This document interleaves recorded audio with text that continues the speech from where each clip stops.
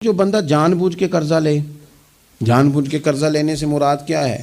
شہرت کے لیے، دکھاوے کے لیے، زیادہ خرچے کرنے کے لیے، مہنگی شادی کرنے کے لیے جو بندہ قرضہ لے، اس کے بارے میں پتہ ہے رسول کریم صلی اللہ تعالیٰ علیہ وسلم نے کیا فرمایا؟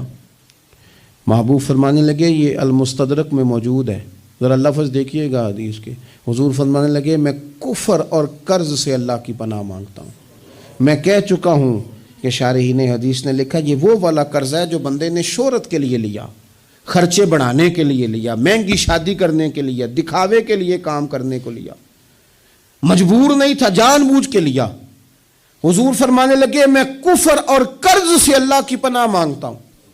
تو صحابی نے عرض کی، یا رسول اللہ آپ قرض اور کفر کو برابر کر رہے ہیں، ایک جگہ ذکر فرما رہے ہیں؟ تو حضور نے فرمایا، ہاں میں ایک جگہ ذکر کر رہا ہوں، میں ان دونوں کا ذکر اکٹھا کر رہا ہوں، کفر اور قرض۔ اتنی بڑی بات، اعتدال میں رہیں۔